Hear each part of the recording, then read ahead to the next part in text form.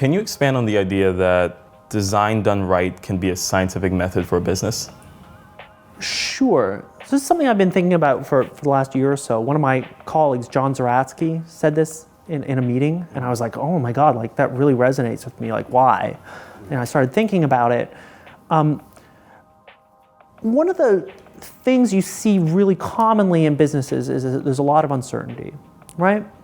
We think we're headed in the right direction, but if we make this change, how will it affect our user base? How will we, in 6 months' time, will we be able to go out and raise a new venture fund?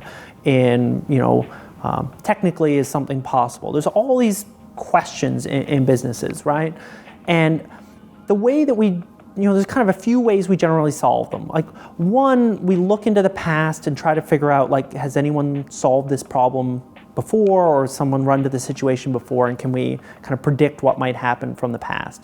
The problem with solving things that way is that the context has changed, right? So if someone had tried, doing a certain photography application before mobile phones, well, holy shit, like Flickr, for instance. You could look at Flickr solve the problem, but then mobile phones came along and like everything changed. So like you have to remember that technology changes, society changes.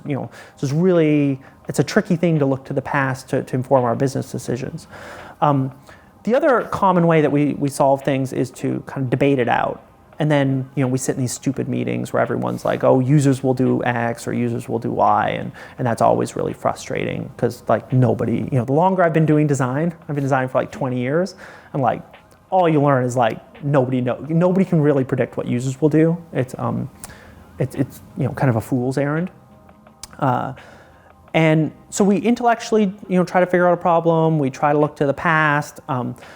We look to other experts kind of thing. So we'll go off, talk to your advisors about kind of how they've solved something, and they come with their own confirmation bias. Anyway, there's lots of uncertainty in a business, right? And you see this in kind of every team in a company, and we do a lot of talking about it. And I think one of the great values in design is this kind of coming back to this prototyping idea I was talking about earlier, is that if you can take an idea that we're all debating the merits of and prototype it and then go and actually test it with customers, you can create this loop very, very quickly of, oh, had an idea, a thesis is like the scientific method, create an experiment, the prototype, test it with customers. All of a sudden we're going from like very low certainty about whether or not we're making the right decision to more certainty that it's like any small experiment. It's a pretty small sample set, but we're generally testing with 5 customers, 10 customers.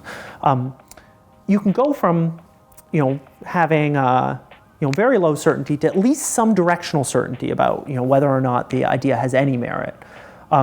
And this, to me, is like, the scientific method where instead of just shooting in the dark all the time, investing a lot of effort in these long-form experiments of getting something out in the wild and measuring it, the typical agile method of development, we can create much tighter loops, right? This big loop, 3-4 months of launching something, measuring the metrics on it, trying to do some field analysis with, to get more qualitative analysis rather than quant.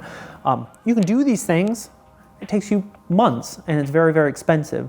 Design can be this scientific method that is much more rapid and much more quick little experiments to make sure that we're actually, directionally being successful.